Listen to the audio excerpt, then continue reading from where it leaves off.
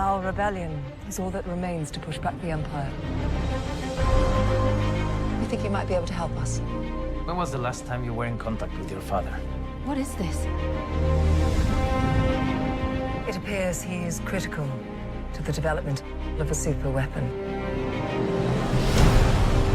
If my father built this thing, we need to find him. All right. How many do I need? They are requesting a call sign. It's, Rogue. Rogue One.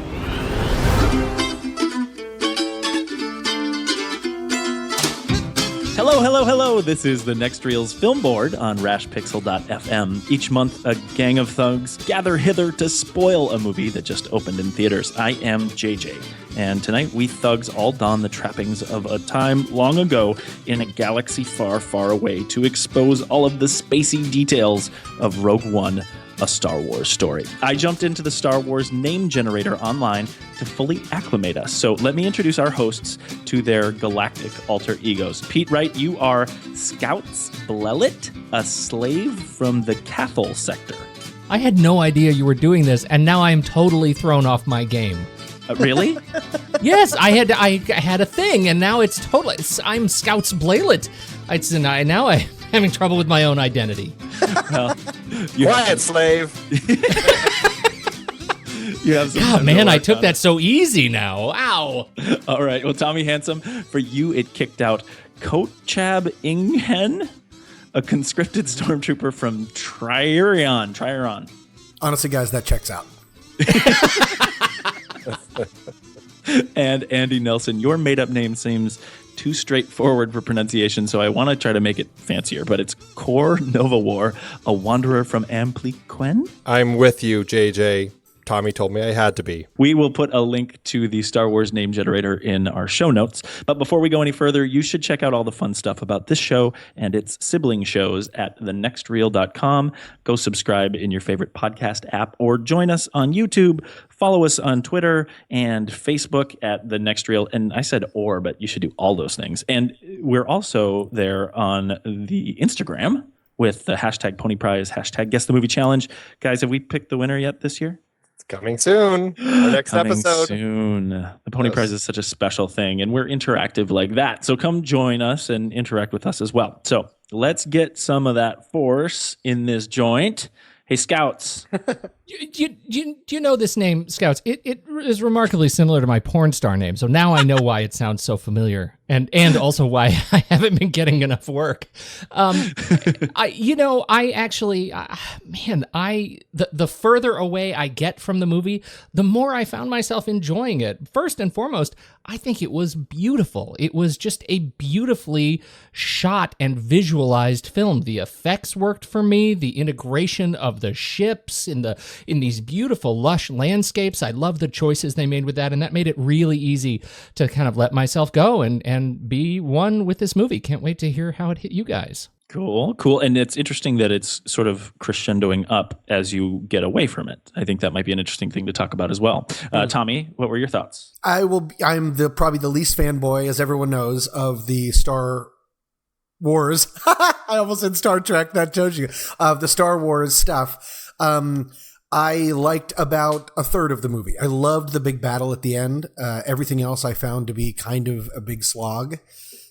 Filled with sort of portentous dialogue and some performance things. But when we got to that final battle, I was hooked. And I got that feeling that I think you guys get all the time, where that tingle of, oh, I used to have a heart and enjoy these things. Like when the AT-ATs showed up, I really sort of leaned into it and was like, okay, I'm here. You got me. So for this movie, it was an achievement definitely for me. Yeah, meaning that because it's not for me and it's not my world, I was pretty happy overall. Interesting. And that sounds, as you sound like you crescendo as you get to the end of the film. So that's interesting too, that's kind of the direction for everyone. Andy, is that similar to how you felt about it? I enjoyed pretty much the whole thing. I really kind of loved it. And I actually am probably the only one here who has seen it twice now. I went Thursday night to the Late Show, and then I saw it again with the family today. No. I'm not saying to brag. I'm just saying I've had a chance to really kind of envelop myself in the story a little more. And so the second time around, I was able to just kind of, just pay attention to everything a little bit more. And I already knew it was happening, so I could really kind of, get into some of the different elements and everything. And I mean, I had a great time. The second time I thought it was even better. And I really love all of it. So I'm going to be that one on the show. Well, I haven't stopped watching it. I'm watching it right now, in fact, and I'll tell you what scene I'm on. No, I'm just kidding. That's interesting. That's good. I want to hear your perspective on it too. For me, it sounds like I might be the furthest in the opposite column about this film, because I think that in general, the story, my fears about The Force Awakens were that it was going to dilute something for the entire sort of canon of Star Wars. And I never felt that way in The Force Awakens. But through much of this movie, I really felt like it diluted what I thought about what has happened. Now, that being said, as soon as we got to the connecting tissue, which I didn't think this movie was going to do, to the original trilogy, I was so in love with that stuff. And I thought that was great. And when I realized that was happening, it made me like it a lot more. But if I really sort of think of it as a standalone movie, I thought the story was super weak and super straightforward and not really that interesting. It was the interest that I had in the film was about the Star Wars story, and when it connected, that's when it made sense to me. The rest of it was really sort of it was weak for me as a viewer, and I didn't necessarily attach myself to the characters, and I didn't attach myself to the story. So for me, it really fell behind. But that being said, I love the Star Wars story and that connecting tissue, the scenes that really sort of brought us into A New Hope, which I didn't think it was going to do. That is super winning. I mean, honestly, that stuff was so great at the end. So I guess maybe it's good for me to go back to you, Andy, and maybe if you want to talk a little bit about this film in and of itself as a standalone film, because they've described it as a standalone film, but clearly they didn't do that when they literally banged it into A New Hope at the end. Yeah, it's interesting that they did kind of pump this idea of these Star Wars stories being standalone films, and then they made their first one really a non-standalone film. It really is kind of just another prequel, is really kind of what it is, right? And so to that end, I mean, it's odd that they marketed it that way, because it really, I mean, my understanding is George Lucas said, everything that's, part of the I don't know what you call them, but the episodic Star Wars movies, those all have to have these characters, these specific characters, and all these other spin-offs can have these whatever you want. And so this one, I guess to that end, we're not following anyone in particular from the main story. I mean, they kind of come in and out of it, but I don't know. I don't have a problem with it being kind of just this other prequel, and that it kind of fits in as this lead-in. I mean, this is essentially the story of the crawl at the beginning of Star Wars Episode 4. The story of these rebels who stole the plans for the Death Star, and that's what it's always been. I mean, we've all known that that's what the story was going to be. So to me, it's surprising that people ever kind of felt that it was going to be a standalone when they pretty much spelled it out ages ago when they told us that was what the story was. So, I mean, I went into this with no surprise that's what I was going to be getting. And I got what I got, exactly what I was expecting. So I don't know. I mean, I think that it works really well as just another element in the Star Wars world. It's nice seeing a Star Wars story that didn't have to rely on Jedi, that, was really just kind of about war and these people who get caught up in war and people who are fighting the various sides of war, and people who are stepped away from war because they don't want to take sides. I really enjoyed all of that. And I think, I don't know, I guess just the fact that it's standalone means, Jin is obviously a character we're not going to be seeing in any other stories. Of course, that being said, I mean, there's already a prequel book to this film that goes back and details all these characters and how they got to their various points. So, I mean, yeah, they just kind of keep, wrapping in and, folding in on itself. But I don't know. I don't have any problems with this being a standalone / prequel. Was there a point in the movie for all you guys when you realized, if you didn't from the beginning, which I didn't, that everyone was going to die? Yeah, because none of them are in Episode 4? It occurred to me. Yeah, that didn't occur to me because I was a little confused. What a surprise. But when the robot died. Yeah. when K2SO, I just totally have that off the dome. When K2SO, I'm not staring at something that was written for me. When he died, I was like, oh, right. None of these people were at the award ceremony. So it's all going down. I hope I said spoilers enough at the beginning, but yeah, everybody's going to die if you haven't seen Rogue One yet. But when K2SO, I was trying to place him for the longest time in the scenes leading up to the big battle in A New Hope, because I was thinking, oh, of course the robot's going to live, right? Because he's this sort of main character in this, but nobody can live because in 1977, they had an entirely different group. So I think that was interesting. That's something that caught me by surprise somewhere midway in the film. But hey, at least we have Red Leader and Gold Leader live. Right. I think that was a real gift of the standalone story, honestly. And that's one of the things that I found so appealing. Like, I get it. There will be canon books and things like that. But the fact is, the people in this film, this was telling the story of so many people died to give us these plans, I mean, and that narrative has hit us from all of the first prequel. Like, that's the story. Everything we have achieved as rebels comes at great cost. Here is a sample of that great cost, and I think they pulled it off, right? I mean, it was no, there have been comparisons to other great sort of team movies. We've talked about some of them in our own show. It doesn't hold up to some of those in the just sort of the buddy area. I think that's one of the shortcomings of the film for me, that I didn't feel like this was as cohesive a team as I kind of wanted it to be. But I did like every character that we got to know at any level. I felt like they did a great job. They each had a role. One of the things I liked so much was that the Force was seen as something celebrated by this kook martial artist, right? That there was a distance between what the Force was. Nobody thought the Force was a thing. Nobody made a big deal about the Force existing. It was just kind of a narrative that was celebrated in the corner of the movie, and it helped a guy at a pinnacle moment, maybe. But I thought that was great. And the other thing that I loved so much is how this story, in terms of the way it handles its politics, actually demonstrated not just the story of a rebel band and what they're doing to overthrow the great empire, but a point in history when the major nations came together and said, you know what, maybe we shouldn't fight.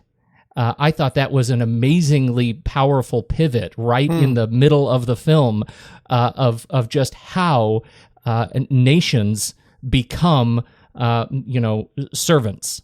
And that hit me right in the chest. I thought that was a very powerful moment, and I really appreciate how they handled it.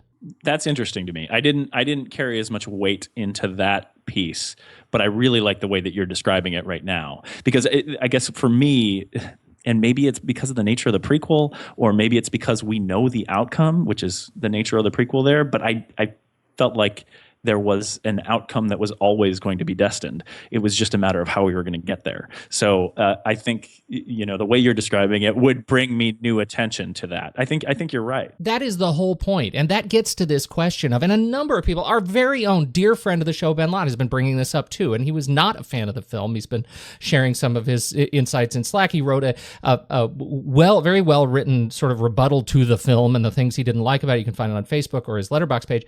But it does center on this question, why does this film exist, or this movie has no reason to exist? And I think your statement gets to that too. And I have a really hard time with that question. Why should any movie exist, right? Sure. The movie should exist because there is a creative body that thinks they have a story to tell and need to get it out and share it with the world. The movie exists because there are characters that are inside somebody that have to be written, and we get that feeling if you've ever been creative. That's okay. We can celebrate that. Whether it executes well is fine, but the movie should exist. The movie does tell us a part of the Star Wars narrative that has been left heretofore vacant, and the fact that somebody has a brick to put in that particular hole in the wall, why should we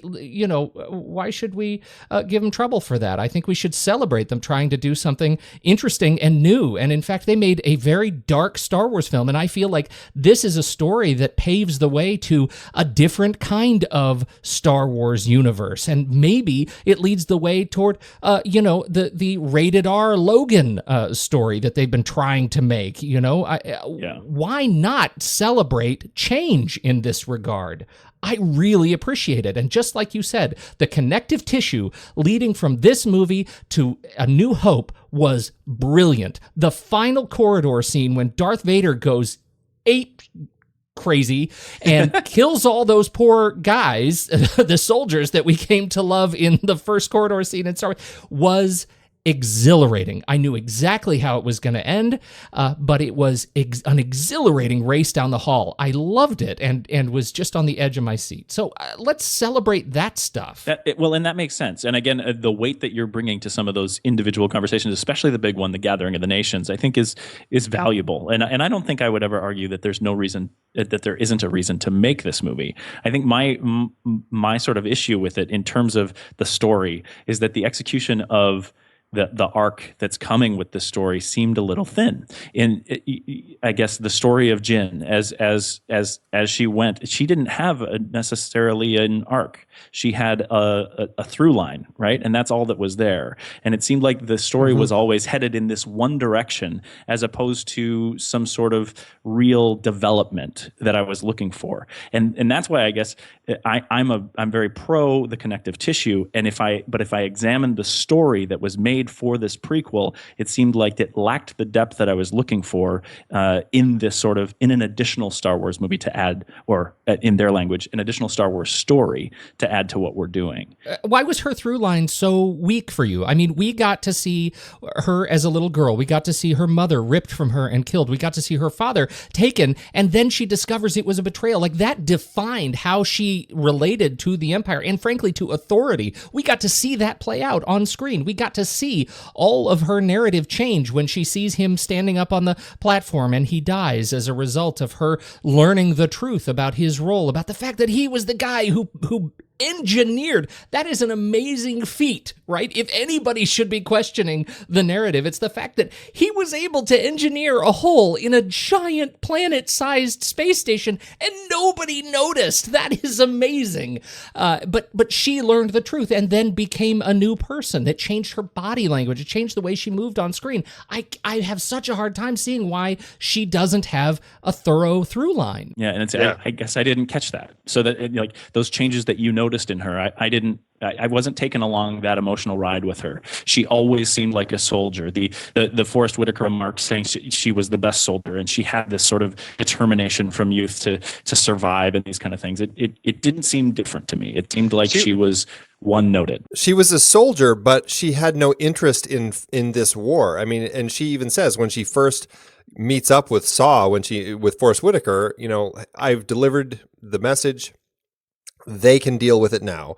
And she was washing her hands of it. She had no interest in politics, and he even says to her, he has that whole thing with, you are, you got to take sides. And she's like, why should I take sides? I have no interest in taking sides. And she has that whole thing. And it's not until she sees the video or the hologram of her father that kind of triggers that for her. And, that's what starts breaking down that wall. And that kind of pushes her along. So I don't know. I'm with Pete on this whole thing. I feel that did sort of going along with JJ saying, and I brought this up to the people that I saw the movie with last night, and they disagreed with me, so get ready to disagree with me.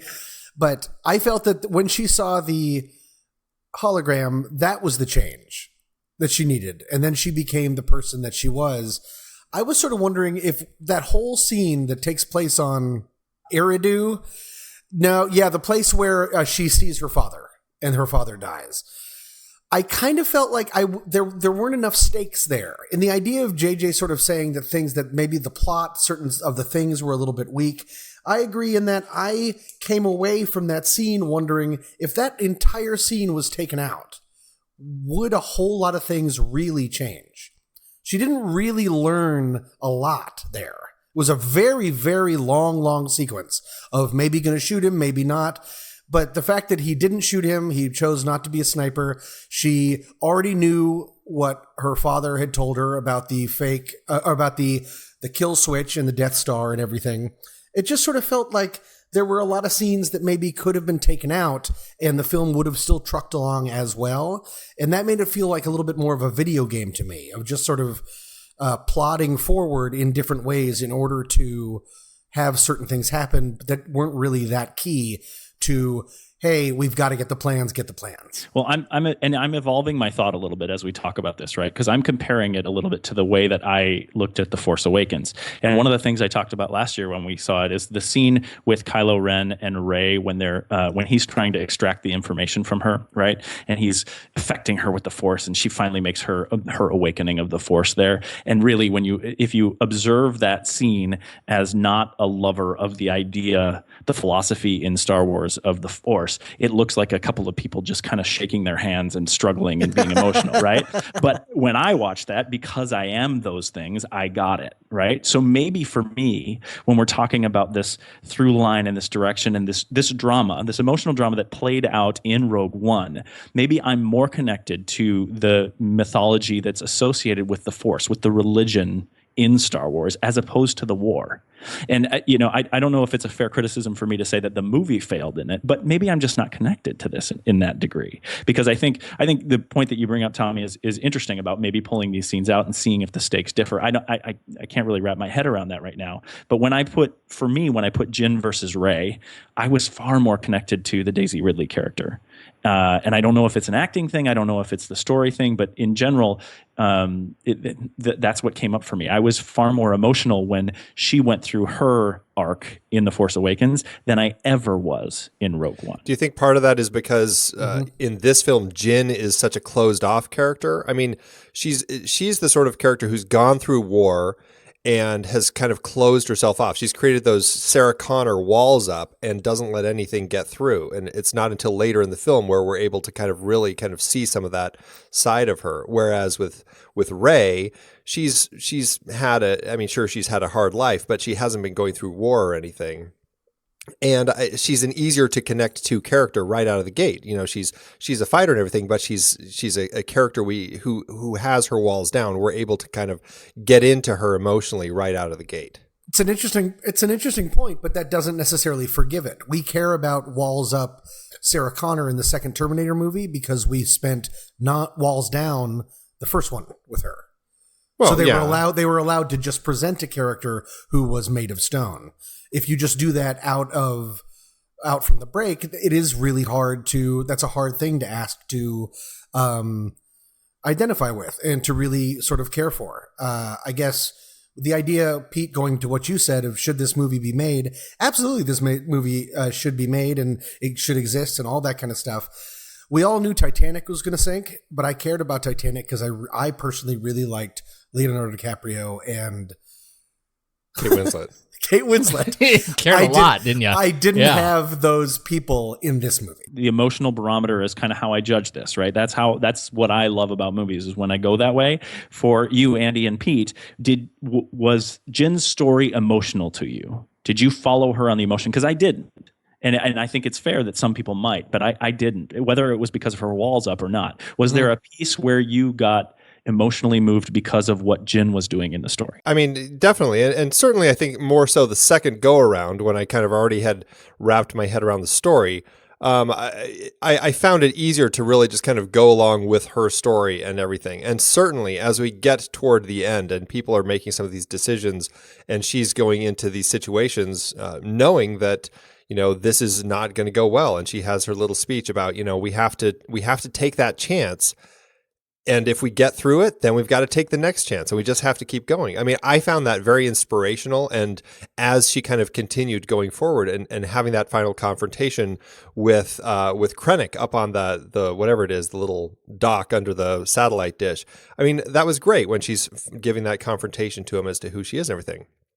I mean, I was very emotionally connected with all of that and with those last moments between her and Cassian on the beach. I mean, I found it very powerful, and it was a story I very easily connected with emotionally. And I understand some people are not going to, but for me, as I watched it, I really got emotionally invested in these characters. I think there were two moments for me that actually demonstrated the stakes, maybe three, that really hit me as sort of moments that I'm tracking bookmarks in the film. The first one is early in the film when Cassian is talking to his informant, and he shoots the two stormtroopers in that back alleyway, and the guy says, "Oh, I'm never going to be able to climb up here because of my bum arm." And Cassian goes up behind him and says, "It's okay," and shoots him. That demonstrated the stakes of this film were going to be different than any other Star Wars movie that I'd ever seen. Because this guy has been introduced as the hero, and he has just done something that is categorically not heroic, right? And so that was the first piece. The second piece was also between him and Jin, actually, when he made the leap in the giant hard drive tower and was shot and fell. Now, that, it turns out, was a trick. Because he does come back a little bit, but I thought, oh my goodness, they're going to start picking these people off. They just killed the robot. Now they're going to kill him in this tower, and she's going to be left alone. And I think the way her reaction in an action scene, as she is able to climb up that tower through the little Cuisinart door up at the top, I thought she handled really well, and that just sort of, again, cemented her place in the narrative, and I felt it was great. I think one of the challenges that we have with Jin is that, in fact, they did have to write a story with and do their best with a complete arc, however well you think they did with that, but they had to do a complete arc in one movie, right? What we have with The Force Awakens is we have this new character, and we just get to meet a little bit of her and watch her grow over the course of two more movies, and I think that's that we may be looking at growing pains as they try to do different things and tell different kinds of stories, closed-ended stories within this broader universe. Well, that's totally fair, and that kind of puts it in, sending them back to a little bit more traditional movie making instead of looking in these huge universe sort of franchise building things. I think one of the other sort of different things that they're doing, and I think we have to acknowledge this is something that my wife brought up, is that they've now put out two new movies. The Disney movies both have leading ladies, and we took my kids, my 5-year-old and my 7-year-old, to both of them, and it didn't faze them at all. They didn't need to talk about the fact that there was a woman action lead. They didn't think it was weird, and I think that's kind of a special thing to bring up. I don't know if Pete, Andy, did your kids go? I mean, what did they say about that? My kids, I will say for my kids, I mean, they both handled the story well. It's definitely a darker story. They didn't say, I mean, the fact that there is a female protagonist doesn't even faze them. I mean, it really just isn't anything that, they see so much of that nowadays. I mean, with, Frozen and Moana, and I mean, just there's so many female protagonists these days that it's just not even weird to them, which is great. I love that that's kind of the place that they're growing up.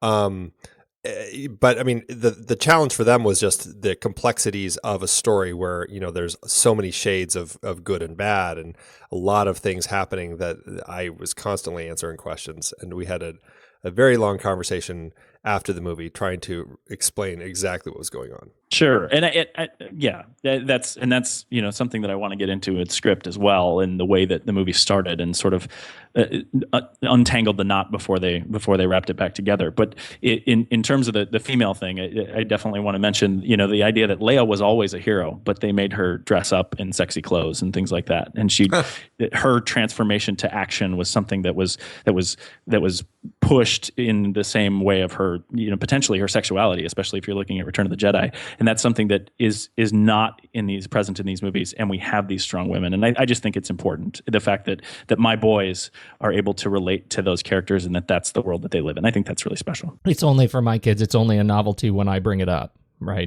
It's only, exactly. They're like, wait, are you serious? Like, you grew up and this wasn't a thing? You grew up. And like, I told them, I said, if we had seen this movie in 1984, it would have been definitely all men, and they would have all been white, and there would have been no accents, or they would have been fake. and that's just the way it was. But my kids are like, that's ridiculous, and they just it's only a novelty when I make it one. That's it. I think that's super great. In terms of what you're talking about, Andy, with the story and sort of going different ways and going the dark ways, the pacing of the script at the front end is something that I had a real big problem with. The idea of the sort of the vignettes from different planets with so many headings, it was really hard for me to keep up. And unlike Tommy, that's something that I usually don't have a difficulty with. Sorry, Tom. How dare you?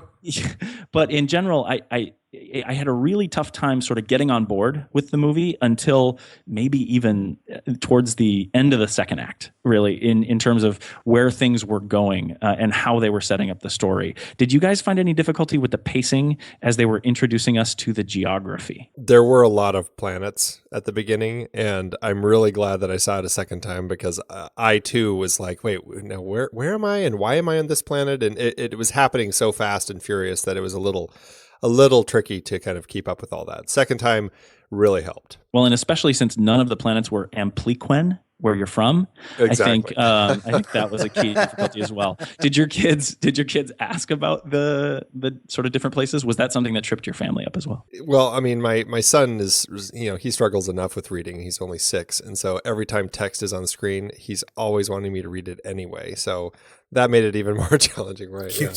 What is that? What is that?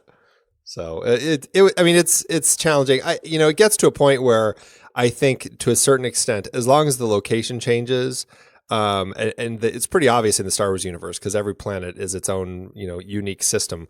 Every time it changes, I mean, you almost don't need to read the text. It just doesn't matter at the initial stages. You just know, oh, I'm in a new location. Right. And I think that happened in the first 3, right? Where they didn't need to give us captions. They just said, oh, this is Dagobah, Yeah, right, exactly. Yeah, I don't think they ever do that until the prequels, right? Huh, that's interesting. Talking about Gareth Edwards and what he brought to the film, I think it's interesting that each of these new movies is going to have a different director. Which is great. Yeah, that's my favorite part. Yeah. Did you see anything special from Gareth Edwards in this one? I found myself wondering what I was seeing from Gareth Edwards because and this is the part where, gosh, the rumors of reshoots and Tony Gilroy and, what role did the reshoots have on the end of the film? What got changed? Because I really, really like the end of the film. That's a real strong point for me. So, I generally find the tone of the film to be beautiful and the art direction to be quite lovely. And under, Gareth Edwards' direction, I think it all came together of a piece. It reminded me sort of very much of my feelings about Godzilla and, in terms of the overall look of Godzilla. I mean, the first thing that came out of Godzilla was this beautiful sequence of the paratroopers, falling through the clouds onto this giant, super scaled monster. And I thought that was some of the most beautiful imagery that I'd seen in that style of film. I think he brought a really unique vision to it. Something that I think is that I've noticed. I mean, I guess I have seen all of Edward's films. But he has a good handle on telling stories with a sense of scale. Both Monsters and Godzilla, they both have people dealing with things that are really big, whether it's landscapes that are very big, like in the case of this one, where you have these massive towers and you've got, these AT-ATs coming in and everything, or giant space wars or whatever it is. I mean, he really kind of gives you a good sense of scale, which he definitely did in both Monsters and Godzilla. So I think that's something that he has a handle on as far as how to put, small people, I mean, just people who happen to be small in this great, vast space. And so I think to that end, he constructed this film well. Andy, to your point, and then Tommy, please take it. But I think that that was one thing I made sort of a mental note of was every time you have a ship next to a planet, I got a renewed sense of that scale of what I had never seen before. Like he put ships sort of the size of planets or planets and ships in relative sizes that was unique in the Star Wars vision for me. I agree with that. And it's an interesting niche, if that's his niche. I do big things well. Mine is actually a little bit smaller, but kind of like in Cloverfield, different director Cloverfield, with the original Godzilla, what I remember is how long it took to really see the big bad. to really, well, I guess he didn't turn out to be the big bad, but he treats with reverence his big person. This being, for that being Godzilla, it was a long time before we really saw Godzilla without in shadow, full on, instead of just sort of seeing feet come down and stuff like that. The way that he handled Darth Vader in this was one of my favorite things of the entire movie. When the first time that we really see Darth Vader is that incredibly backlit shot where his shadow comes over Krennic. Yep. Is just making him larger than life. And then the incredible, Pete, you already brought up the hallway scene at the end when it's just black and you just hear him breathing and then you see the red lightsaber. That's cool. Instead of just, it's so easy to just be like, everyone wants to see Darth Vader, so let's just have him do it. And there's a couple different ways that you can do it to build that up. And this was like the smartest, most elegant way. And I think he's really good at that. I gotta say the Empire Strikes Back homage introduction to Vader without the suit when he's in the tank. I thought that was so gooey and gross and awesome. Like, what a great way to like build on the reveal that we've come to sort of know. Yeah. We have this quote here in the show notes. A New Hope, Star Wars 4 is the story of a boy who grows up in a tranquil home and dreams of joining a war. What if we have the story of a girl who grows up in a war and dreams of returning to the tranquility of home? Now, that's from Gareth Edwards. That's kind of something that I would question, because that's I guess it goes back to that piece about Jin's arc, is that I never really got the sense that she wanted tranquility of home. I just got the sense that she just didn't like what was going on. Yeah, I wonder when this quote came out. Like, is this a quote of like yesterday that he just said that? Because that's not the movie that I saw. Like, I wonder if this was before the reshoots and the change of the ending of the film. Right. Well, and that's a good question. I mean, what did you get from the Jin character and Felicity Jones playing it? Is that what you sensed, especially from you, Andy and Pete, because you guys liked her so much? What did she bring to the character? That's interesting. Some of the people that I saw it with just really didn't like her. They felt that she was kind of the flattest performance in the film. I liked it. I thought she had this great kind of this cold presence, and she was closed herself off. She'd gone through a lot of difficulties because having been left behind by, or having had her father and mother kind of taken away from her at such a young age, having Saw abandon her. And she's just kind of this tough woman. I saw her in Inferno a few months ago, which wasn't very good, but I still enjoyed her in that, and I think she has just a great screen presence. And here, I don't know, I just felt that there was a nice quality to her being this hero, and I liked seeing her transform over the course of the story. I think if anything, she's getting a rough rap in this film, and I'm not quite sure why. I also really enjoy her performance, and I don't know. I think she's a smart actress, and I really enjoyed her in Theory of Everything, for example. I thought she was terrific, and it made me really look forward to seeing her in this. I felt she did deliver a transformation over the arc of the film. I think she fills a unique place, and we haven't seen a character like her in the Star Wars universe quite yet, and so I think she was sort of treading new ground in a film like this. So I think she was great.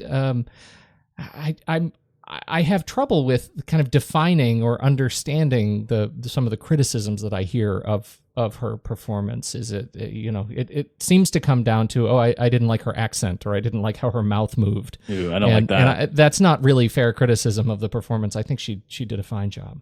Yeah, I guess that's why I kind of put my criticisms more in the idea of the story, because I didn't feel like it took her places, but you guys did, so I don't want to take away from that either. But a similar way that I felt about that was Diego Luna, because he was kind of straightforward too. Pete, you mentioned that first emotional piece where he's the anti-hero, or hero as criminal as hero, in shooting that guy. But did you guys ever think that Diego was going to shoot Jin's father? No, and I can get out of the way pretty early. I had a really big problem with Diego Luna in this movie. I can't exactly tell you why, but I just felt he was playing dress up the entire time. I didn't find him charismatic. I didn't find him rugged. I didn't find him really anything. This was a big problem for me for some reason of me connecting to this movie. I felt he was pretending to be someone else. Boy, if there was one member of the team that I had trouble with, it's going to be this one. I haven't seen a whole lot of stuff with Diego Luna in a Book of Life. He was a voice in a Book of Life. I saw Elysium. Y tu mamá también. Y tu mamá también, yes. But that's kind of it. Maybe Milk, but I don't really remember the performances that well. For me, this was not a question of his performance, but the casting. I feel like they cast too young for that role. He makes a case. Maybe that's what I mean about playing dress up. That's interesting. Yeah. It just felt like he was cast as a sort of, it was millennial casting maybe, and It needed to be Gen X casting for that particular part.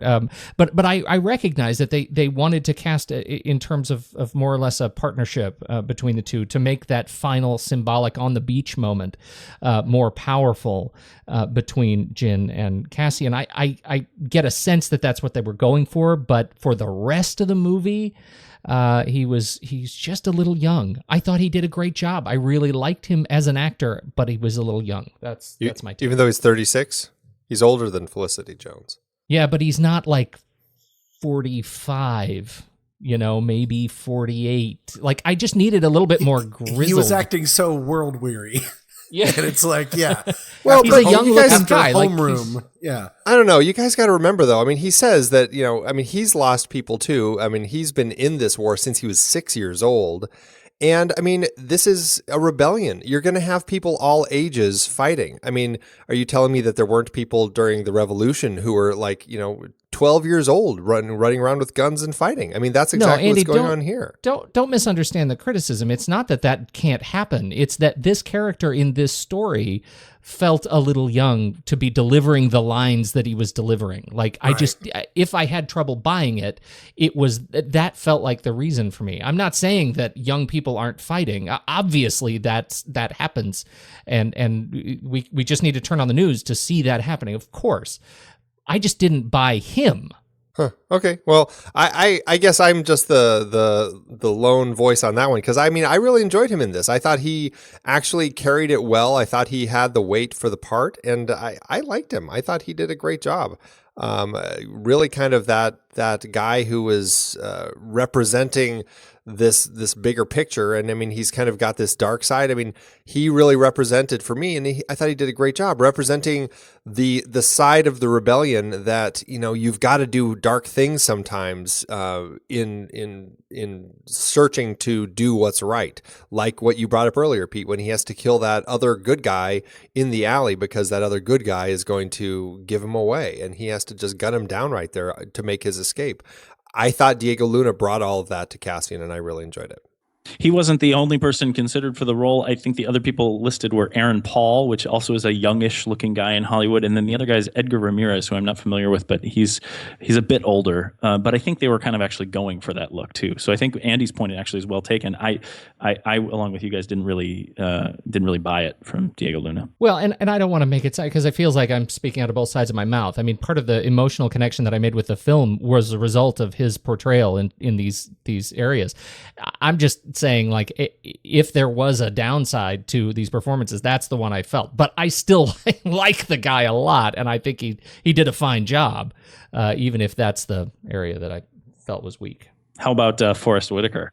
Oh, I like Forrest Whitaker just about every time. He's half bionic. Make Forrest Whitaker half bionic and put him in a movie. I'm all in. I like Forrest Whitaker a lot. I've liked him since The Crying Game. I'm just fine with Forrest Whitaker. I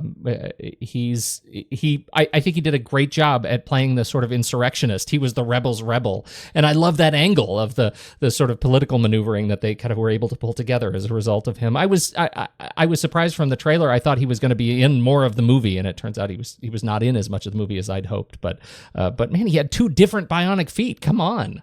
Well, I guess his character pops up a bit in the Clone Wars. So, I mean, his character has been around for a lot longer. Right. His character was primary, but his role was tiny. So I guess his character must be important to the story. But I love Forrest Whitaker too. I've loved pretty much everything I've seen him in, but there just wasn't anything here. It almost felt like stunt casting because there was so little for him to do. it was distracting for me. When you put such a big actor in such a small role, for me, I just start to wonder why. And maybe it's because the character was so big in Clone Wars. And now that you're saying that that makes tons of sense. But I think it's, it's one of those situations where if it's a small part and you want people to connect to it quickly, you can put a big, well-known person in it, and that person draws in your your opinions already. And I think by having Forrest Whitaker in such a critical role as Saw Gerrera, I think that really helps us as an audience identify with him. He may be the leader of this extremist group, but we can connect to him and we can accept him and like him because he's Forrest Whitaker. Yeah, that's a fair point. Was there a connection between the Saw Gerrera oxygen box and Darth Vader? Because it sure felt like the same thing to me when he sucked in before he... The pilot winced when he did that.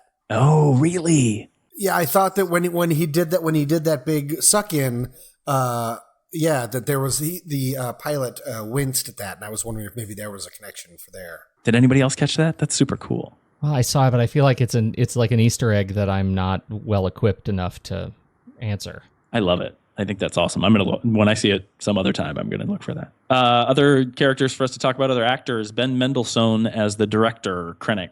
It's just great seeing Ben pop up as a big antagonist like this. I mean, we've talked about him a few times on the show in other films, and he's one of those actors that I think is a really great that guy, and I just loved seeing him pop up as Director Krennic. I mean, he really holds his own opposite Tarkin and Vader. I love that this guy is really about his ambitions and getting the recognition and everything. I thought that was great. Yeah, and honestly, anyone to be in the Empire, you need to get great that guys to play those roles, because that's who they're supposed to be, right? Is a bunch of important that guys. And he made a good homage to Tarkin, in the first movie. And here we get sort of the Tarkin handoff. But when we first see him as he comes to the plantation in the very beginning, it felt very much like Tarkin and his cronies, right? Tarkin and his goon squad, and I thought that was a nice throwback, and actually made for a nice sort of bookend to lead us to the Tarkin era too. And we should talk about Tarkin, the everything that Tarkin did that was not real. It was simulated. How did you guys feel about that? It's hard to tell this story without having Tarkin in it, because he is such a critical character in the story of the Death Star. How old was the actor in 1977 that played Tarkin? Siri, what's Tarkin? Oh, my phone's out of batteries. Okay. I mean, Peter Cushing played him. He was born in 1913. So 60. So he was what, 64? 64. All right. I mean, he died in 94. Right. So he would have been 103 during the making of this movie. For him, and for the big surprise at the very end, the effects are remarkable, making someone look so much younger or anything. But for me, and I'm just such a stick in the mud that I'll just say this and move on with my life. But it still looks like a video game cutscene to me. It just doesn't look real enough. It's probably somewhere in that uncanny valley in between. And so for me, it's just sort of distracting. I was wondering if there was any way that we could have had him, Tarkin, probably not, because he does so much power plays, but if you could have seen that over a video screen, because so many of the video screens are so nicely low res compared to everything else, because it had to match the technology that was there in the original Star Wars. That maybe that would have worked better for me. It's interesting because I felt like after the first couple of Tarkin scenes, it wore off on me pretty quick, and it was just more about the narrative, and so that's fair. I was able to move on pretty quickly, and so but I'd become so adjusted to Tarkin as CG Tarkin that when I saw CG Leia at the end, it was not as much of a surprise. It was just a surprise that she was there, and thank goodness she was there, and oh my goodness, it was exhilarating. It was the right effect for me. But it's interesting that you bring it up too, and it's making me reflect on my initial comment. I feel like Ben Mendelsohn could have actually pulled off Tarkin in this regard. Like it wouldn't be the first time that we have a separate actor playing, playing the character, the same character. And goodness, we're having that discussion already elsewhere in the forum about other films. So I think it was an interesting choice. I don't think they could have made the same. They could have achieved the same effect with anyone else playing young Leia.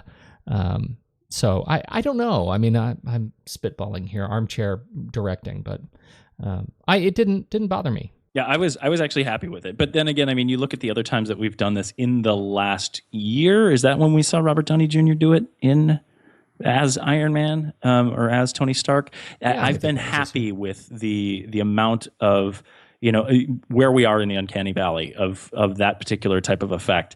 You go back to Blue Crush when they were doing it, and it was just ridiculous back then. But I think we've jumped to the point now where I'm comfortable with it, and I was actually kind of excited by it in the way that it worked.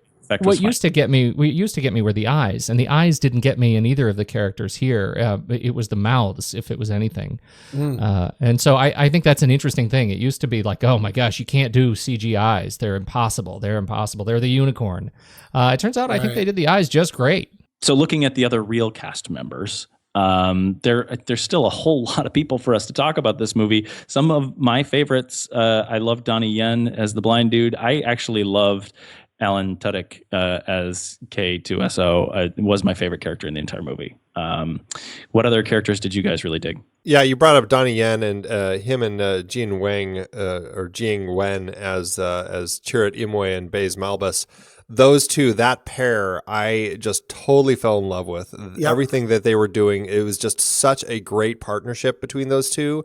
And when those two, when we lose those two, I mean, that really hit me hard. I mean, those two are just such great characters. And it was amazing, that just such interestingly written characters that I just felt were incredibly fresh for the Star Wars universe.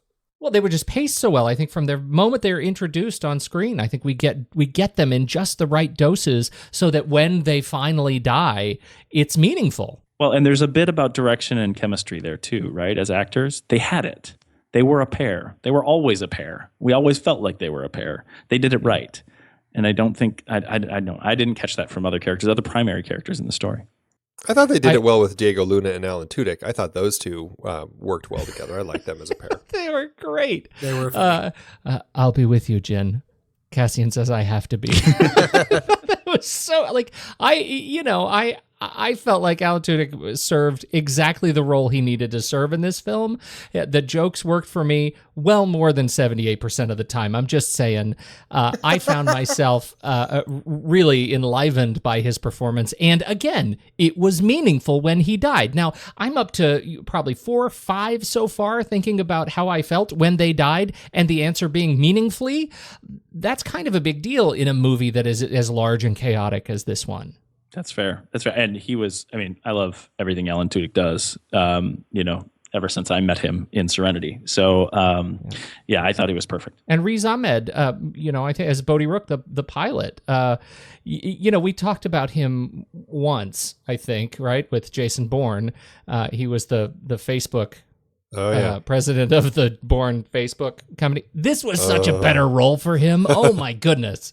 I really enjoyed him in this movie from the very moment we see him, with the hood over his face. Oh, and can I just say one of the best lines in the film, right? When they put the bag over Donnie Yen's head and he says, "Are you kidding? I'm blind." Yeah. That was awesome. My kids' favorite characters in the movie were all the great pop-ups from the people in the original trilogy. They loved when R2-D2 and C-3PO came in. They think they're just so funny. Loved seeing them jump in. That was something that they talked about was not going to happen in these standalone movies. So I'm glad they went against their own feelings about that. Can I just ask you guys, because I didn't remember, maybe Andy, this is best directed toward you. Did we see C-3PO and R2-D2 again on the blockade runner at the end? No, we just see them that one moment. Unless they're somewhere in the background in the room with Leia. But I mean, honestly, I was just staring at Leia. I kind of missed if anything else was going on behind her. Well, that's what I was wondering, because I actually, that was a thing I wasn't personally crazy about. I could have done without it. There was one cameo that I thought was amusing. It was the guy who has the death sentence on 12 Systems when they see him in the alley of the market. I thought that with the walrus guy who loses the arm in episode 4. I thought that was a touching cameo. Hey, watch yourself. I thought that was great. But I just was wondering, like, boy, he had to get off that planet really quick because that whole town gets destroyed here in a few minutes. I know, right? I loved that they actually pulled footage of Angus MacInnes and Drew Henley as Gold Leader and Red Leader from episode 4 to put in here as the guys leading the charge in that last battle. I just loved that they actually brought those people into this as those characters from 77. And do we know if that was used footage or was that extra footage? Do we know that? I don't know that. All I know is that they pulled that footage, but I'm not sure. The theater I was in, and Dash, Darnell Smith, who I brought up before, I was sitting next to during this movie, and when that happened, he just started quivering with excitement, and everyone was just like, "Wee!" It was it was cool to feed off of their excitement for that. That's an insider thing that you get to be periphery. Yeah, exactly. Yeah, I experience vampire. I actually thought one of the powerful pieces of connective tissue for me was Jimmy Smits. I really like Jimmy Smits, and I was sort of sad about him in the prequels, but I felt like it was nice to see him provide really the only connective tissue between the first set or the episodes 1, 2, and 3 and episodes 4, 5, and 6. I think that ended up being a nice connection. I agree with that. I like the fact that it was a take back to 1, 2, and 3, and now he is an interesting bridge to episode 4 in that he is going to warn, I forget, Leia's planet, right? That it's going away, or that Alderaan, right? That's Alderaan, right? And he's on his way there. So it's a bridge knowing that this is his end, that this is the last that we're going to see of him. That I think is clever. And when he said that, I thought it was clever too. I thought that was special. Okay, so if we talk about how they got this movie made, I found a quote listed in one place about John Knoll. He was the visual effects supervisor for the prequel trilogy, and he had pitched the idea for the film 10 years before it was developed, and then Disney took over the franchise, right? So he felt he said that he needed to go and pitch it again to them because he didn't want to forever wonder what might have happened if he had, right? So if he didn't pitch it, I think even as negative as I am about the story, I'm still really happy he did that. I think this is something that's a great addition to the story, and however Disney came about wanting to make these standalone, I'm putting air quotes over that, movies, I think it's great. I want more of this. I want more of the universe, and I'm happy when it's done well enough with those connective tissue pieces. Does anybody else have any ideas about getting it made and what this means for the upcoming Boba Fett and Han Solo movies coming out? Well, I just want to say one more thing about John Knoll, and to his credit, he is, he is an incredibly visual guy, and he's been with a visual effects supervisor with ILM for a long, long time. I think the better part of the last 2 decades, but he is the original one of 2, I think, original purveyors of Photoshop. Like, he is a legend in the, you still see him in the Photoshop about credits. Like, he is a prolific blogger on visuals and imagery and color. And so when I saw this movie and read that he was getting a story credit on it, that felt like something of note because deserved. Because positive, the kind right? of stuff, very positive. The kind of stuff that he has turned out has been a part of, from The Abyss to a bunch of Star Trek movies. I mean, he was on First Contact and Mission Impossible and Pirates of the Caribbean. I mean, he's been everywhere and through ILM, and I think he is just a supremely talented guy. I hope to see him do more stuff. But for me, and I know that this is not totally deserving for John Knoll, but for me, I saw this movie. I saw where they chose to set many of the major set pieces, and I saw the color palette that they chose, and this screamed John Knoll to me, and I just really wanted to celebrate that a little bit. from the way that things looked in the film, I thought the special effects and everything that we saw in the third act were fantastic. I didn't expect to like it as much as I did. The camera work, the virtual camera work that we're seeing in a lot of what they did in the big space battle, I thought was perfect. What did you guys think? The cinematographer listed as Grieg, is that right? Grieg Fraser? The whole look of it, I really enjoyed. It felt, it was just, I mean, it was a visual feast, really, from beginning to end. All the planets had great feels to them. Even if it was a desert planet, it still felt different from the other desert planets we've seen. Everything had a nice, unique look and tone and feel to it.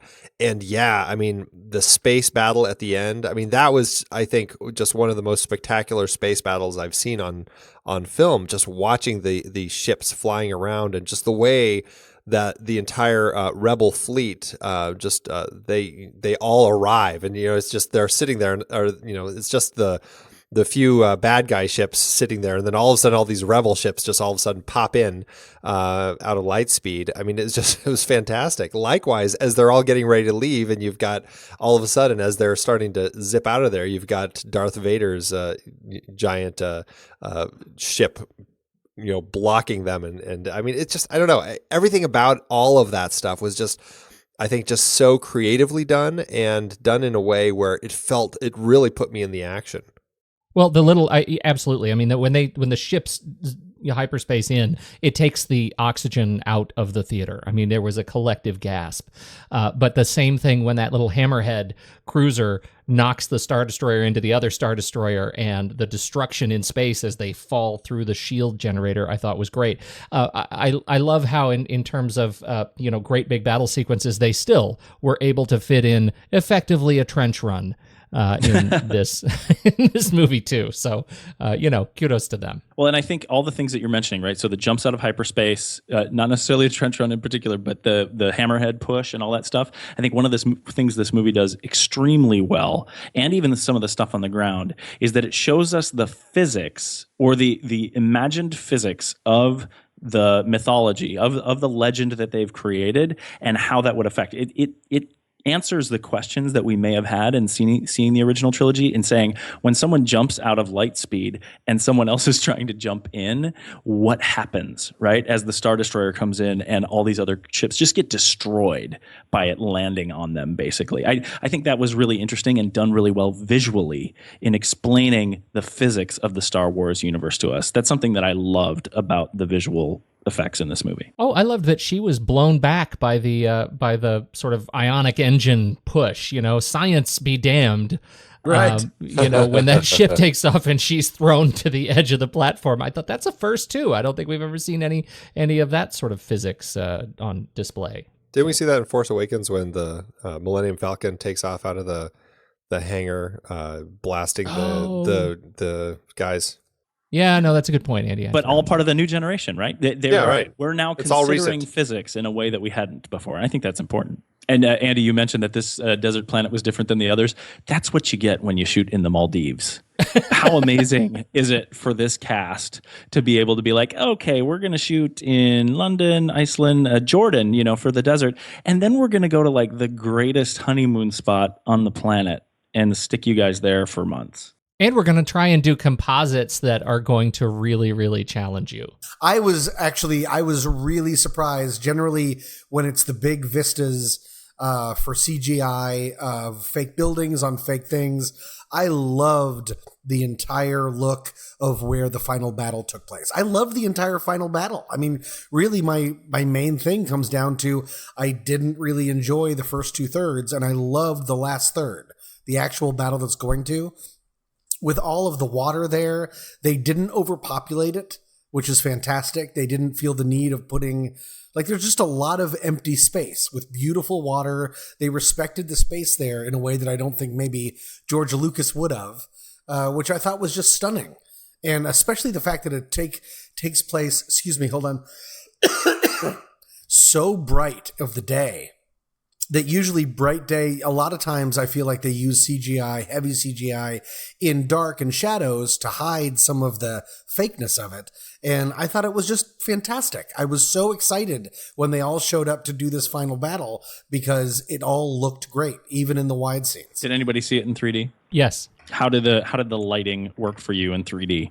Did it feel dark to you in space? Did the light aspect of the big battle on the beach make it more watchable? Well, I mean, more watchable. I think that's sort of a leading question because I think I generally have come around more than you have to 3D. Of course. And so I see a lot of these big movies I see in 3D. I thought that the 3D actually was lovely in this film. I didn't feel like there was anything that they were trying to do that would trick me, but I also didn't think that it was a necessity for the film. I'm not entirely sure that or convinced, I should say, that they made enough use of it to make me want to see it in 3D again. I still don't like it in 3D in general, but I was really happy that I didn't see it in 3D because I was able, for me, the watchability of the sort of bright scenes on the beach, that was accented by the fact that I didn't have to bother with goggles that made it all darker to me. I didn't have any problem with the 3D. In fact, I again, going back to the space scene, just the way everything was moving around the ships,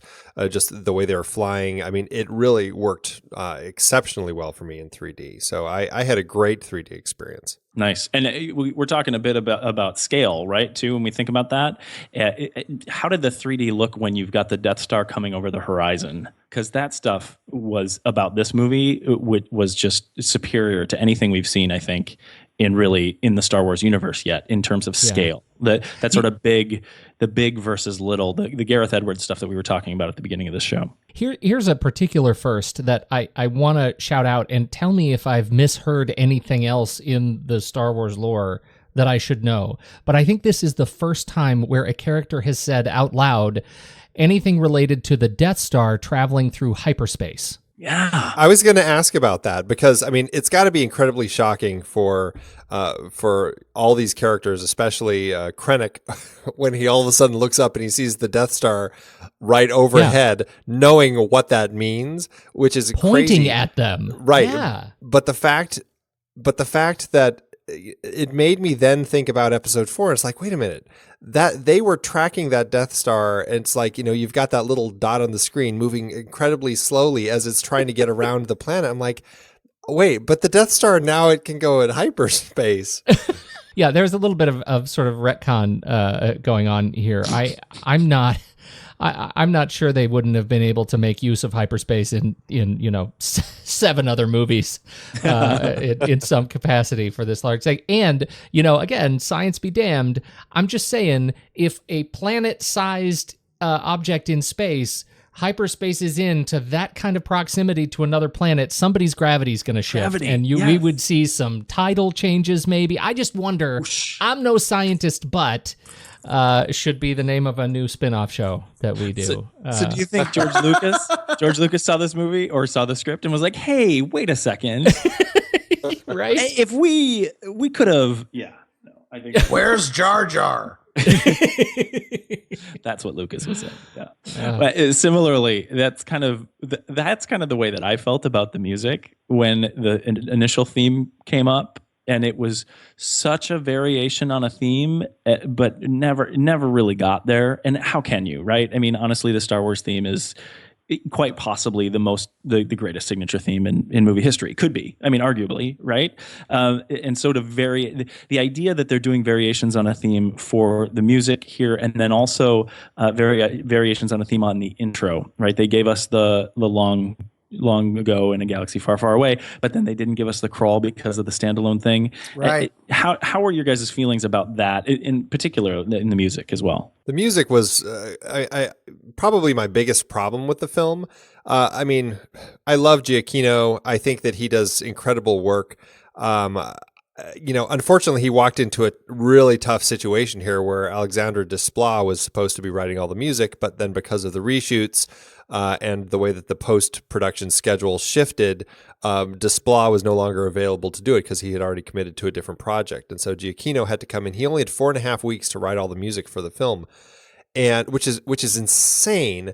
And I just feel like, I mean, I think he did an incredible job making the music feel very John Williams-esque, very Star Wars-esque. Everything felt very authentic to the universe, but I didn't walk out of the theater able to hum a single theme. Like, I still can't pinpoint any theme from the film. Nothing sticks in my head. And that makes me sad, knowing that, he did such a great job of getting the tone right, but still walking away with a kind of a thematically empty film.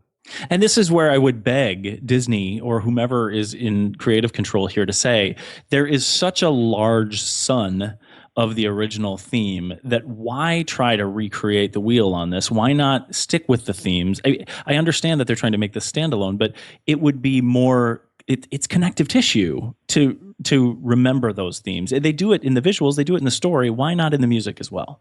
Well, I think they did do it. And there was to Andy's point, I did walk out singing a theme. It was the original theme that closed the film. Like they ended on the Williams music. But to your point, I found the open, specifically the musical cue, really jarring. And it didn't lead me anywhere. It wasn't anything I could whistle. Again, to Andy's point, Giacchino is in a very difficult position. That said, I think he is absolutely one of the most capable composers and prolific composers working in cinema right now. And if anybody is capable of, delivering an homage that actually leads to original music, I think it is him.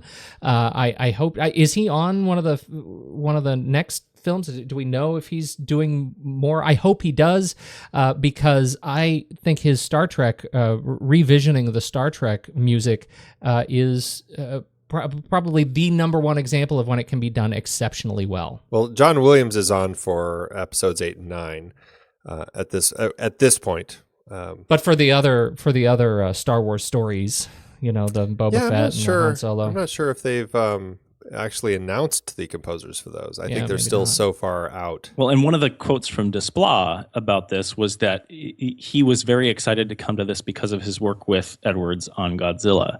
So potentially because of the sort of differing directors and things like that, maybe they're looking for teams like that in the future standalones. I think that would be fine to my end.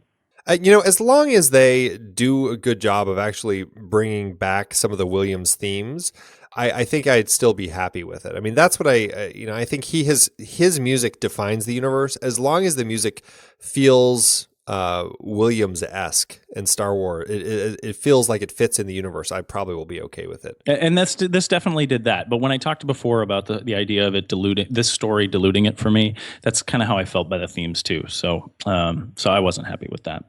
So it sounds like all of us brought our kids to this movie, right? And it's PG-13. My 5-year-old and 7-year-old didn't have a problem with anything. Even with everyone dying? Yeah, wasn't it? Well, they were upset that the robot died. Sure. But the rest of the people, it just felt like, I don't know, it was the same. We didn't have to answer any questions. How about you guys? Yeah, my 6-year-old son, I mean, he handled it pretty well. He just really, I think, was just confused a lot by things going on in the story. My daughter is very emotional, and when she, after the big explosion at the end, she looked up at me and was like, "Does that mean that they died?" I'm like, "Yeah, honey, it does." And she curled up in a ball in her chair and wept. Yeah. Yeah, she was heartbroken. She was so devastated that those characters died. But then it had all the ending, and by the time Princess Leia showed up, that really kind of amped her back up. But it still required some conversations about, sometimes good people make choices that mean they know they're going to have to die in order to save a bunch of other people. And so there were some pretty heavy conversations that we ended up having after this. It's like the end of Toy Story 3 when they're all going down into the flame pit, but then they just do. They just do. They just go into the flame pit. They don't get saved by the claw arm from God. They're just like, hey everybody, if we're gonna die together, and then they melt. The end. And then Pixar gives a big middle finger to the world. And then they release Cars 3. Right, exactly. My kids, are a little bit older, and there was no question. I mean, the only thing they came out saying was, they didn't know if whether or not this one was their new favorite Star Wars movie. That's awesome. In fact, the other adult that I saw this with, I saw this with many adults, but one of them came out with me and leaned in and said, "Well, that's it. That's my favorite Star Wars movie." Wow. And it's wow. I talk to people who are like, I have been waiting for this. This is the dark Star Wars story that I've been wanting to see, something that took things a little darker, and it told a story that didn't have to be about the Skywalker family. It was actually new and unique and different, and it finally felt fresh. And so for some people, I can see that. Well, and I don't think that the conflict for people like Ben Lott and people like myself, even I don't feel negative about the movie. I think the conflict is not going to keep people from seeing the movie. And I think the fact that there are people that both you and Andy heard saying that it's their new favorite, I think it's going to garner enough interest that it's going to, and the fact that it's in the Star Wars universe, it's still going to kill at the theaters. Early figures are saying that it's 150 million already, right? And it's Saturday. It opened, was it Thursday midnight is when it opened? I fandangoed our seats because I was worried about it, but there's really no need. Shows are going to sell out, and I think like Andy and like myself, who's watching the film right now as we speak, I think there's going to be more sellouts, and I think it's going to just do really well. How are your theaters? Did people get up and cheer? Was it filled? Was there a line? I think everybody fandangos at my theater now. Like, I really do. I walked into a jam-full theater at 10 o'clock this morning, and there was no line. It was like nobody even showed up. This is just not a movie-going experience I was used to. But, of course, everybody has reserved seats in this theater. So, it was easy for us. But it was full, and there was a lot of excitement about this movie. There was an exhilarated feeling when the film ended. The chatter was absolutely positive. What I found strange for both of my screenings was that they were both about half full. And this was an IMAX 3D. And I was like, it's strange to me that it's just so empty in the theater right now.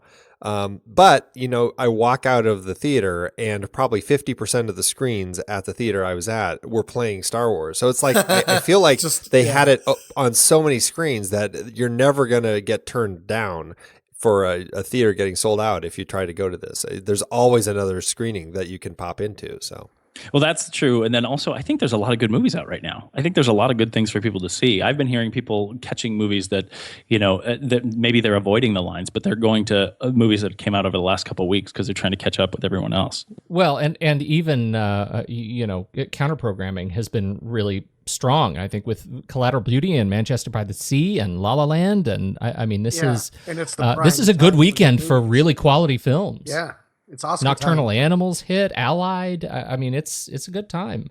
Great stuff out there. Because I'm not a part of the Star Wars universe that much, I do officially know what my job would be. I would be the guy, if I was in the Star Wars universe, I'm that guy that's still, they're putting in that bucket at the top of the pole, who has binoculars or something, right? Who is still, he seems like he's clearly someone's dumb nephew. Like they've got to give him a job, and they're like, "Look, buddy, this is super important. Yes, don't worry about all the radar and all the beeps and boops. If a ship comes in, you've got to ring this bell." Right? Because otherwise we'll never know. He seems to be in charge of yep, that guy took off. And I feel that'll be me.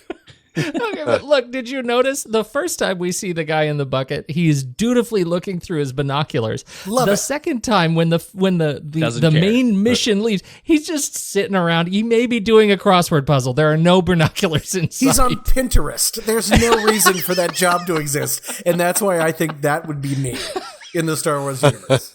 It's just because everywhere there's a rebel base is actually Fantasy Island. He is tattooed. Right, exactly. So you've got to keep them updated, yeah. If there's no other jobs for us to take, maybe it is time for us to rank it. Flick chart. Didn't write a song this time, but I really like the third part. Pew, pew, pew. Let's rank it, Flick chart. Our special stack rankings for the film board can be found at flickchart.com/TNR film board. And it is an interesting collection of studs and duds. A lot of them are duds. Check it out to see where your preferences match ours or veer from ours, and start your own ranked list today.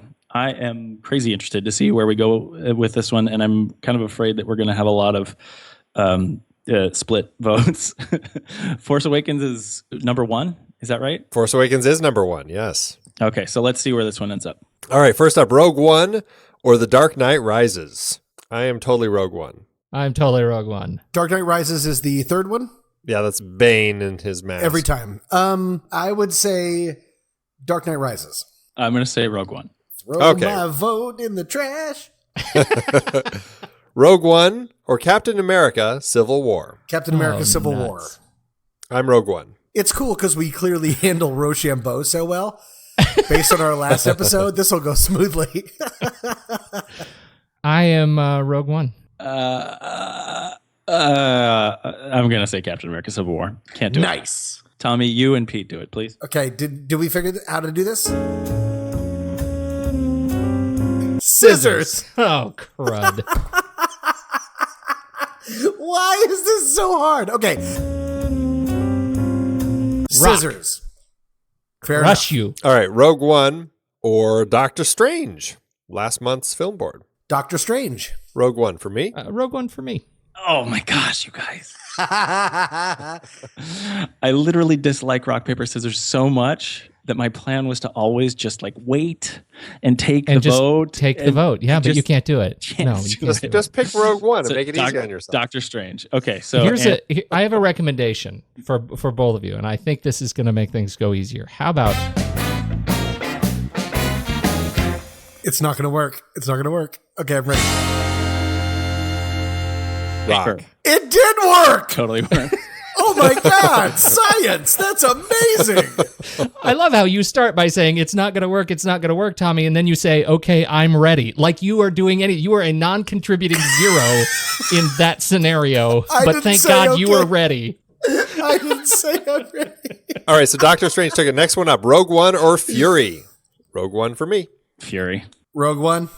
Rogue One. I want to change my vote to Fury. No, you don't. Okay, Rogue One or The Man from U.N.C.L.E. Rogue One for me. Man from U.N.C.L.E. Rogue One. Okay, Tommy and Andy. Andy counts. Okay. Ready, Tommy? Yep. Scissors. Okay. Scissors. Ha ha ha! Rock. Paper. Oh. Yeah, I read that same online That's article right, you I did. know. All right. I know how the odds work. All right, well, that leaves Rogue One as number 9 on our flick chart, right between Man from U.N.C.L.E. and Fury. I think next time we do a Star Wars movie, we're going to get an odd number of voices on the show. I don't know. I'm pretty excited that we figured out this rock, paper, scissors thing. I think we could do this all night long. I kind of want to redo all of them now. Let's go this. All right, come on. Child 44. 1, 2. All right. Okay, Letterboxd. Andy, where can someone find our Letterboxd film diary? They can head over to letterboxd.com/thenextreel. It's out of 5, but you can have half stars, Tommy. And I'm going to say 3.5. So, Tommy, what's your ranking? 2.5. 2.5. Pete? Well, it's an easy 4-star for me. I had a great time at this movie. I'm actually wondering if it's a 4.5, but I think I'm gonna settle at 4. Oh, that's exciting. I'm just saying 5. I'm just gonna go with 5. Wow. I love it. That's great. I had such a great time. I was so wonderful. emotionally invested and connected that that's where I am. So That makes me so happy. I think we have a huge spectrum. I think that's great. So what is the math on that? 3.75 is the average. Yeah, round up to 4. That makes sense. So where do we go from here? Film board in January. We're starting out new 2017. We're going to pick a whole bunch of movies that are going to make me uncomfortable. The first one is Split. Woohoo! James McAvoy. My wheelhouse. M. Night Shyamalan. It's going to scare the pants off me, and it's going to be interesting. I'm excited to talk about it. Do you guys have any feelings about Split? But I am just so happy for Tommy. I can't even. I'm really delighted. I feel like it's been years now, and we've finally given him something besides Child 44 to talk about. Or Jurassic World. Yeah. On our editorial calendar, there is some suspense and scary stuff coming, which has got me peeing my pants already. I'm very It's a growth year for you. Yeah. I'm very excited. I really hope the twist isn't that it turns out that there are 20 different James McAvoys. Because that will be a real shame, and I just hope it is really one person, and they don't try to shove in a Shyamalan twist. This is actually the sequel to The Prestige. Yeah, exactly. And there actually are 20, and they actually live together in a house. Yeah. Right. That's funny. That's awesome. On the Mothership show, how are we wrapping up the show, the end of the year here for you guys, Pete, Andy? With hate and rage. Oh, really? We're ending with our holiday episode. We're going to be celebrating with Black Christmas. So, JJ, there's another one for you to really. That's Santa. Yes. That's a Santa serial killer, right? It's not the Santa. No, it's not the Santa serial killer. No, this is Black Christmas? Black Christmas. That's you're thinking of Silent Night, Deadly Night. I am. You're right. Okay. No, this is the start of the first-person point of view killer, where you don't know who the killer is. Cool. Yeah, Margot Kidder is in this movie. Oh, I like her. And Olivia Hussey. Is it Hussey? Olivia Hussey? The Romeo and Juliet. So the whole thing is first person?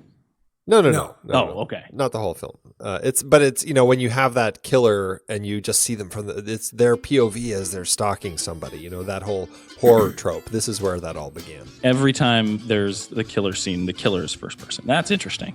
Because I know they're doing that. What's that other movie that they have? The adrenaline movie where you are Hardcore Henry. Hardcore Henry. That's The Help. Yeah. It was Hardcore Henry. I got it. That was Tucker. H's, yeah. Well, that's awesome. And it actually seems like a fitting end to this year because I've heard from lots of people, you've seen the little ornaments, the dumpster fire ornaments that people are putting up on their trees for 2016 and stuff. I am so ready for a change of the new year. And I'm so excited for what we're going to do next year. This show has been a very special thing for me. It's been like a life raft in a sea of turmoil for me all year long. So thank you so much for hanging out with me this year. And I really appreciate everything that you guys do. And I appreciate our chats. This is so special for me to talk and disagree and agree and have fun with movies. So cheers. Big cheers to you, to Pete Wright. Oh, thanks, JJ. Much love, Tommy Handsome. Thank you, buddy. Love you. Andy Nelson, what are you doing on New Year's Eve? I'm going to be, I don't know, watching this and thinking of you guys. I might be there. So I might be in your neck of the woods. So we need to chat in Slack or somewhere off it. We should talk about that. Oh, really? Awesome. Meet up. Last year I was in a crazy hotel just south of the city eating pizza by myself, and I didn't call. So this year I won't let that happen again. You should definitely call. I will. Everyone out there in podcast land, thank you so much for listening. We love sharing our chats with you. So send us a rating or a review or a question or even a request on things you'd like to hear from this show. We've got lots of fun and interesting things in mind for next year, and we want to do everything you want and nothing that you don't. So chat us up. I love you all. Till next.